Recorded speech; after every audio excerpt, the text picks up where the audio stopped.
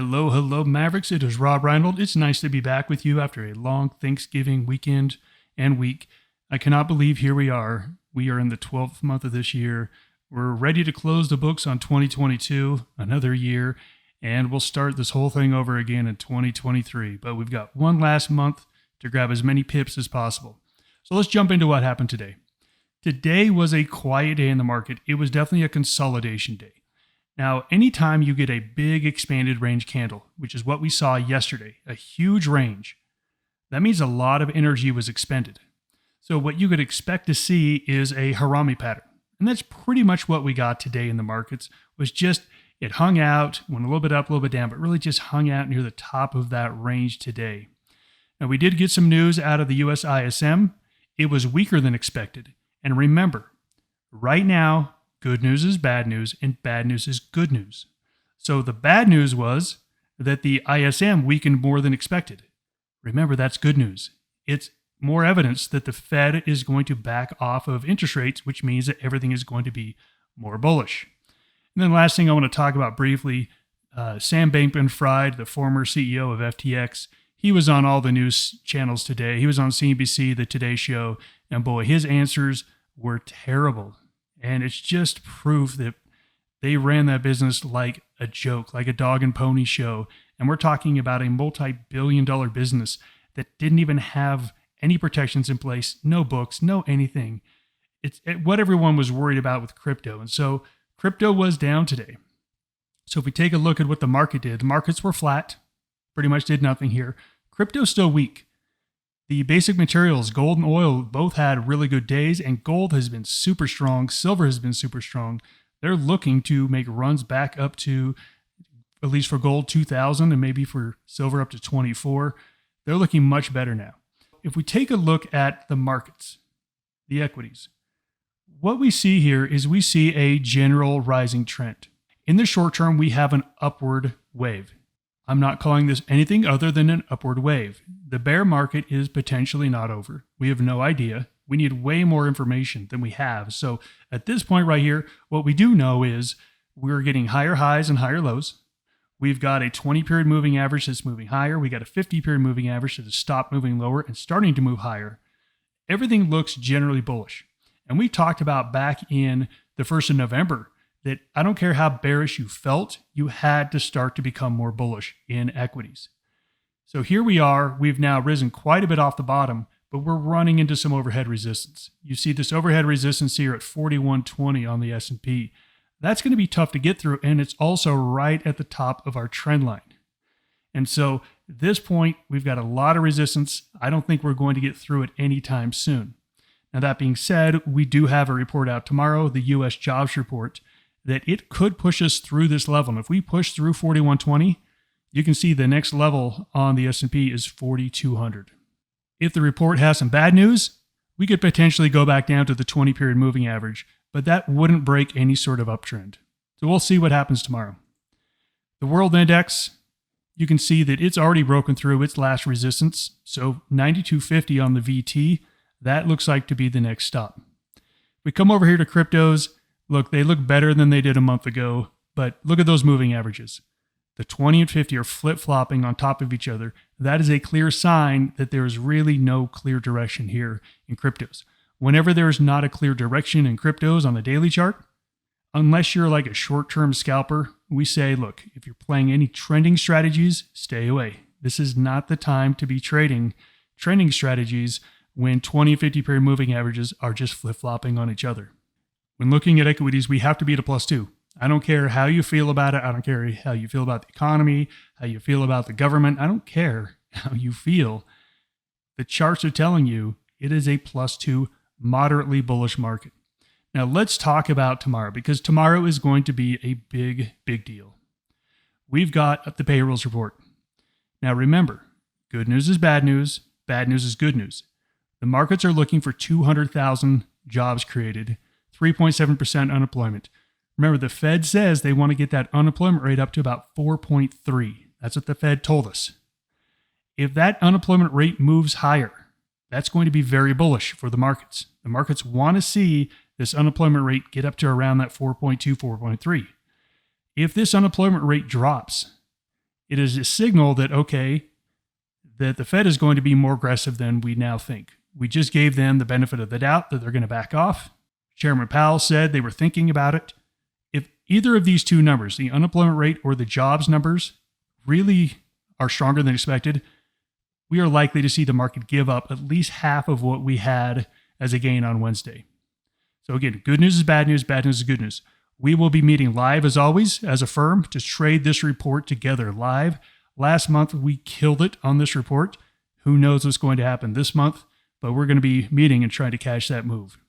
So let's jump in and take a look at what Currencies did today. This is where we stood as of last night. Aussie Kiwi were showing moderate strength. Swiss franc and CAD showing moderate weakness. And we had the cryptos all at a +1. Everything else was pretty much sideways. Take a look at cryptos. They actually gave back a little bit. So we weren't looking to be long cryptos. They weren't strong enough. So we had just a little bit of pullback in cryptos. In the Forex markets, I really want to point you over to dollar yen. So the yen had a monster move today. There was absolutely no news on yen whatsoever. But there was news on dollar. The dollar fell very strongly. And what that tells us, when something gets pushed down, it's like a teeter-totter. If you push down one side of a teeter-totter, anything that's on the other side of the trade is going to pop up. What this is telling you is that dollar yen is teeter-tottered. This is most likely due to a little bit of the carry trade. Now, the carry trade is where you're long a currency that has a high interest rate and you're short a currency that has a low interest rate. People are trying to make money off the interest rate differentials. All of a sudden, if a lot of people piled into this pair, which if you take a look at a yearly chart, boy, a lot of people piled into this pair, this trade is potentially unwinding. So I'm seeing dollar yen highly negatively correlated. So going into tomorrow's report, I am hyper focused on dollar yen, because what that means is, let's say the dollar strengthens tomorrow. What is that likely to do to the yen? Likely to push it down. This has nothing to really do with the yen other than the fact that right now they are very negatively correlated together. So that is the first thing that this tells me, is that I am zeroed in on dollar yen. This is the two most negatively correlated currencies right now out there. Outside of that, I see the pound had a good move higher and the Kiwi had a good move higher. Let's take a look at the charts. Here we have Bitcoin. You can see that we have broken out above this level. We're now just having a pullback. Okay, so we would expect there to be some sort of bottom here right around 16.8. Maybe it's somewhere in here. Look, we don't love cryptos because when you take a look at these on like a daily chart, okay, where are we going next? Are we going to go next up to this level? There's just not a lot of upside here. There's just not a lot of upside to justify the risk. So we take a look at Bitcoin, nothing great. Bitcoin Cash, you can see looks worse. This is just flat going nowhere. This EMA here is just meandering from up to lower, not going anywhere. Ethereum, we got the same thing as Bitcoin. We're pulling back here to key levels. Yes, there might be a bounce, but we're looking at maybe back up to 1300, 1320. It just doesn't justify the risk at this point. Now, we've been pretty clear that Litecoin has been the coin to be in.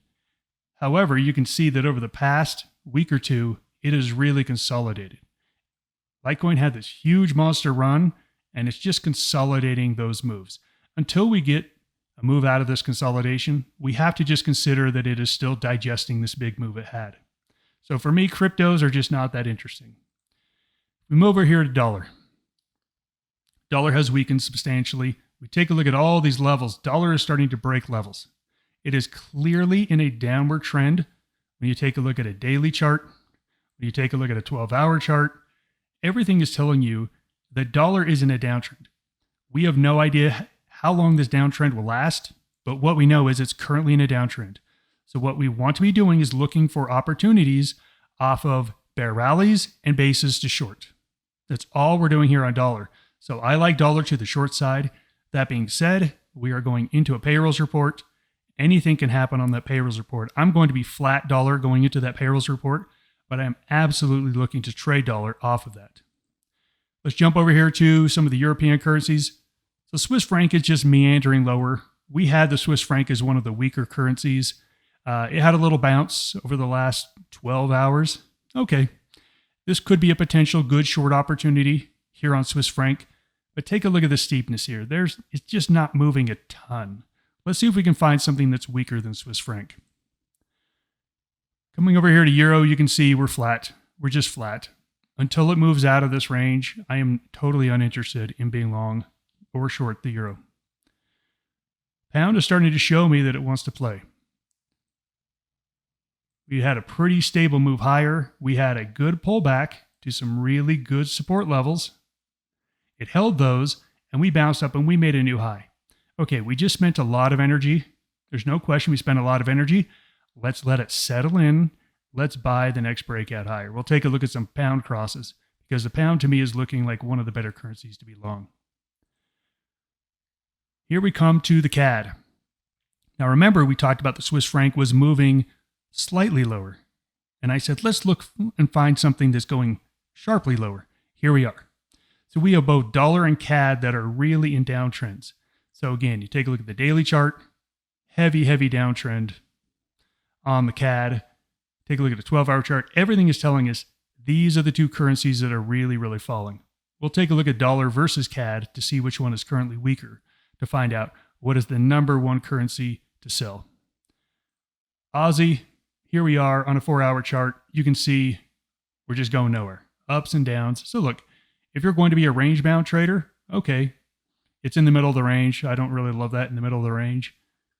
Really not anything going on exciting here on Aussie. Kiwi is looking good. It's another currency. We just had a big run. So look, we just had a big run here over multiple days. It's time for a breather. Look, it's time for a breather. But it means, hey, let's be ready to buy it when it's done with its breather. I would love to see this thing pull back more going into the non-farm payrolls report. I would love to see even a deeper pullback. If we could get somewhere into the 71.10 area, that to me would be fantastic. I don't think it's going to pull back that deep, but if it does, I would love to look to be a buyer off of a good, actually, let me say that right, off of a bad employment report. Remember, bad news is good news is bad news. I would love to see a possible buy off this pullback here. I don't think it's going to pull back that far. I think it's going to be more of a base than a pullback, but I will absolutely be also looking to buy the Kiwi tomorrow after the payrolls report. When we look at all the changes here over the last 24 hours, you can see the dollar and the yen have completely become negatively correlated. Right now, the dollar is the weakest, the yen is the strongest. Whatever happens tomorrow, my bet is it's going to affect dollar yen the most of any pair. So that's what I'm looking for tomorrow, specifically going into that report. The European currencies, the only thing that happened of any import was the pound strengthened. The pound is now looking like one of the stronger currencies. We've got the cryptos, they're basically at a zero. And we had the Kiwi on a pullback and the Aussie saying, hey, you know what? I'm no longer showing some strength. So here we are. This is what we're looking at right here, right now. If this was a regular Friday, I would be saying, okay, let's look at pound dollar long trades and dollar yen short trades. That's what I would be saying let's look at. With this being the first Friday of the month, we do have the payrolls report. We have to say, hey, let's probably hold off on any trades. But if someone asks me, Rob, I'm going to be trading over the next 12 hours. I'm going to get out before the jobs report. I try to convince you not to do that. But if you're going to do it, that's what you have to trade. Pound dollar long, dollar yen short. That's what you have to trade. And maybe CAD. Maybe you could throw CAD in there on the short side, but that's about it. I do want to take a look at dollar yen here before we meet tomorrow morning. So again, as Maverick Traders, we're going to be meeting live tomorrow morning. I really hope, this is what, if I could write the script of what happens over the next 12 hours, I hope that we get a bounce. I would love to see the dollar get a little bit of a bounce and may even all the way up to this 137.5. Now look, that is not going to happen. That's like 200 pips. That's like 1.5%. That's too much. So let's take a look at some other levels here. You know, maybe we get a bounce closer up to this place where we had a base. So we based here. We fell off the end of the base at 135.80. would love to see a bounce up to 135.80. This is where I would love to see dollar. And then if we get a weaker jobs report, that would be negative for dollar. That's a dollar short all day long. So for me, this is the pair to look at, but I'm not looking to make any trade before the employment report. The only other cross I want to take a look at is dollar CAD. Whenever you have a question of, okay, which currency is currently the best short? We looked at both dollar and CAD. Okay, which one's the best short? Pair them up together. And take a look at a shorter term chart and say, okay, which one looks stronger? And you can see here, it doesn't matter. It doesn't matter on dollar CAD. They're the same. They're almost 100% correlated here. So it doesn't really matter whether you're short dollar or short CAD. So choose that one accordingly. To wrap this up, markets are likely to be quiet going into the payrolls report. I think that is the next good trading opportunity. We will be meeting live as a firm. If you're a Maverick trader, come join us. I think what you want to be looking for is that dollar yen cross. And if you don't want to be in dollar yen, then I think you look at Kiwi. If the markets react well to that news, a risk on move, I think you want to be long Kiwi. And I think you want to be pairing it against something like the CAD. And if you don't want to trade dollar, then maybe you pair it against a Swiss franc. We'll take a look at all these trades here tomorrow morning. Thanks for joining me. That is the market recap. Goodbye, everybody.